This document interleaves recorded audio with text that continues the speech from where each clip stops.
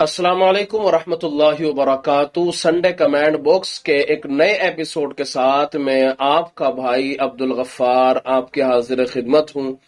आपकी तरफ से जो सवालात आते हैं, आइए उन सवालात का जवाबात देना शुरू फरमाते हैं। एक भाई का सवाल है और वो सवाल करते हैं कि बीवी को देवरों की खिदमत पर मजबूर करना कैसा है।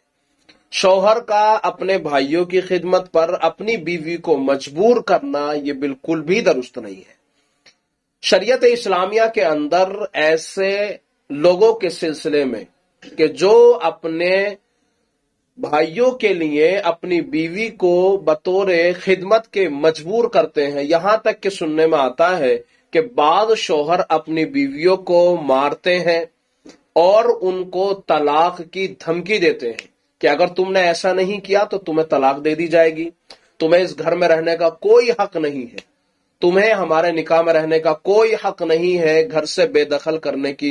लोग अपनी बीवियों को धमकी देते हैं इस बात पर कि बीवी अपने देवरों की खिदमत नहीं करती है। तो याद रखें, शौहर अपनी बीवी को खिदमत के ऊपर मजबूर नहीं कर सकता। अगर ऐसा करता है तो वो बीवी के साथ में जुल्म ज्यादती करने वाला शुमार किया जाएगा। हाँ, अलबत्ता बीवी अगर अपनी खुश दिली से ऐसा करती है, यानी खिदमत करना चाहती है, अच्छी बात है और अखलाकी तौर पर करना चाहिए कि वो अपने शौहर के भाइयों यानी देवरों की कोई खिदमत कर दे, जैसे कपड़े धो दिए, खाना बना करके दे दिया। तो अगर दे दे तो ये बहुत अच्छी बात है और बहुत अच्छे अखलाक वाली औरत होने की अलामत है। तो ऐसा किया जा सकता है, अलबत्ता शौहर मजबूर नहीं कर सकता अपनी बीवी को। दूसरा सवाल है कि शौहर का बीवी की खिदमत करना। कहते हैं कि भाई, क्या बीमारी में शौहर बीवी की मालिश या उसके दर्द वाली जगह को दबा सकता है आराम पहुंचाने के लिए। मैंने किसी से सुना है कि मर्द अपनी बीवी को इस तरह यानी मालिश और इसी तरह दर्द वाली जगह को दबा नहीं सकता। अगर ऐसा करता है तो शौहर को गुनाह मिलता। अजीब बात है भाई, जब आप अपनी बीवी से अपनी खिदमत करवा लेते हो, टांगे दबवा ली और तेल लगवा लिया सर में और पैरों में तेल लगवा लिया, यानी अपनी खिदमत करवा ली आपने, ये तो अच्छी बात है, सवाब का काम है, आपकी बीवी ने आपकी खिदमत कर दी। लेकिन आपकी बीवी को जब आपकी जरूरत है तो आप फिर ये इधर उधर की जो बातें खवातीन में चलती हैं, उन बातों को लोग बड़ा जल्दी ले लेते हैं।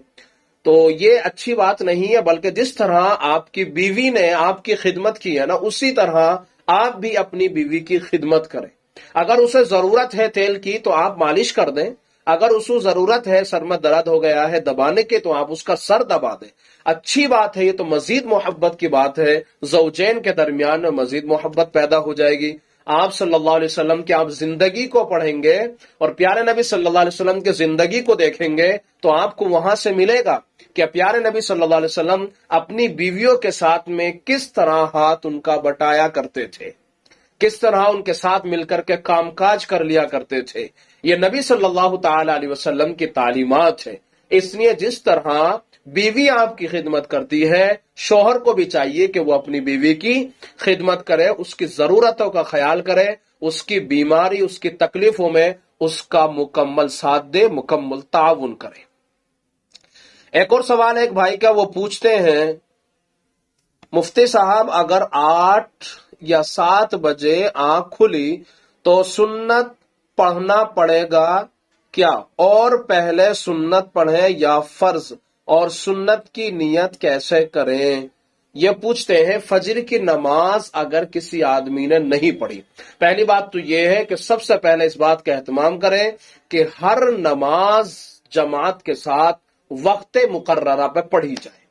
अगर बिलफर्ज किसी वजह से कोई बंदा सोता रह गया या किसी वजह से भूल गया, हदीस पाक में आता है जब आदमी सोकर के बेदार हो जाए या कोई बंदा भूल गया उसको याद आ जाए तो फौरन अपनी नमाज अदा करे। यह हदीस पाक में नबी सल्लल्लाहु अलैहि वसल्लम ने बयान फरमाया है। अब वो शख्स को जिसकी आंख 8 बजे 7 बजे 9 बजे खुली है, अब ऐसा आदमी सबसे पहले सुन्नतें भी अदा करेगा, उसके बाद में 2 फर्ज पढ़ेगा, यानी 2 सुन्नत और 2 फर्ज पढ़ेगा और इस तरह अपनी जो नमाज है उसको पढ़ लेगा। اگر اسی دن کی آدمی نے فجر پڑھی ہے تب یہ سنتوں کا اہتمام بھی کرے گا، اور اگر زوال کے بعد اس نے قضا کری ہے نماز کی تو صرف 2 فرض پڑھے گا، سنت نہیں پڑھے گا۔ اسی دن فجر کی اگر آدمی کی نماز قضا ہو گئی ہے، زوال سے پہلے پہلے سنت بھی پڑھے گا اور 2 فرض بھی پڑھے گا۔ سنت کی نیت کریں، نیت نام ہے دل کے ارادے کا، یہی کافی ہے، زبان سے نیت کرنا ضروری نہیں ہے۔ ٹھیک ہے، ایک اور سوال ہے، اگلا ایک اور بھائی سوال کرتے ہیں، پوچھتے ہیں کہ بیوی پر اس کے ساس اور سسر کی خدمت کرنا واجب ہے یا نہیں؟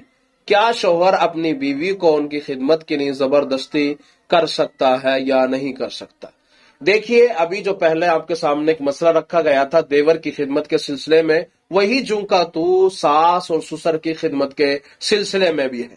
یعنی ساس اور سسر کی خدمت بیوی کے اوپر لازم اور ضروری نہیں ہے شریعت اسلامیہ کی نظر میں، البتہ اخلاقی طور پہ بیوی کا یہ حق بنتا ہے کہ وہ اپنے ساس اور سسر کی خدمت کرے، چونکہ یہ اس کے شوہر کے والدین ہیں۔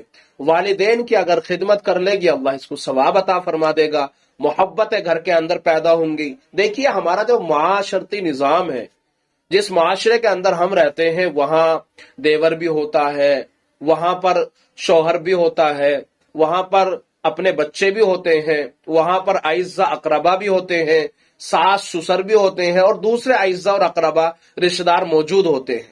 اگر ہم الگ تھلگ رہیں تو معاشرہ ایک دم بگڑ جائے گا۔ اس لیے ایک دوسرے کے اوپر احسان کر کے، ایک دوسرے کی خدمت کر کے، ایک دوسرے کے دل میں اپنے لیے جگہ بنا کر کے، اور یہ سب ہوتا ہے خدمت کرنے سے ہی۔ جب آدمی خدمت کرنا تو وہ بہت اچھا لگتا ہے، خدمت کرتا ہوا آدمی بہت پیارا لگتا ہے۔ اس لیے اچھی بات یہ ہے کہ ساس سسر کی اپنے طور پہ آپ خدمت کریں، لیکن شریعت نے کوئی زور زبردستی بیوی کے اوپر نہیں کی ہے کہ وہ خدمت کرے، لیکن بھائی یہ شوہر کے والدین ہیں تو اس اعتبار سے ان کی خدمت کر لے تو بہت اچھی بات ہے۔ اگلا مسئلہ پوچھتے ہیں کہ مسجد اقصی شیعہ کی ہے یا سنی کی ہے؟ دیکھیے، مسجد اقصی شیعہ یا سنی اس سلسلے میں نہ پڑھ کر کے آپ اچھے سے اس بات کو سمجھ لیں کہ مسجد اقصی مسلمانوں کی ہے، چونکہ اس وقت میں بھی آپ حالات دیکھ ہی رہے ہیں۔ تو یہاں شیعہ سنی کا مسئلہ نہیں چل رہا ہے، یہاں تو سامنے مد مقابل کون ہے یہ دیکھنا ہے۔ تو یہ جو جنگ اصل میں چل رہی ہے، یہ مسلمانوں اور غیروں کے درمیان میں جنگ چل رہی ہے۔ اس لیے تو شیعہ کی ہے، سنی کو اسے چھوڑیں، اگلا مسئلہ دیکھیں کہ کس کس کے درمیان میں یہ جنگ چل رہی ہے، اور یہ دیکھیں کہ یہ مسجد اقصی مسلمانوں کی ہے۔ اس نظریے سے دیکھیں اور اختلافات کو بالائے طاق رکھ دیں، اختلافات کو دور کر دیں۔ اگلا مسئلہ ایک اور پوچھتے ہیں کہ وضو کے بعد تولیے کا استعمال کرنا کیسا ہے؟ وضو کے بعد نبی صلی اللہ تعالی علیہ وسلم سے پانی پوچھنے کے سلسلے میں امام ترمذی رحمۃ اللہ علیہ نے بھی ایک حدیث نقل کی ہے، اور اسی طرح امام نسائی رحمۃ اللہ علیہ نے بھی ایک حدیث نقل کی ہے کہ آپ صلی اللہ تعالی علیہ وسلم وضو کے بعد وضو کا پانی پوچھ لیا کرتے تھے، کسی کپڑے کے ذریعے سے، تولیے کے ذریعے سے، اور بعض روایتوں میں ملتا ہے کہ آپ صلی اللہ علیہ وسلم اپنے دامن کے کونے یعنی ایک حصے سے بھی پوچھ لیا کرتے تھے۔ تو تولیے کا استعمال کرنے میں کوئی حرج نہیں ہے، صاف کیا جا سکتا ہے۔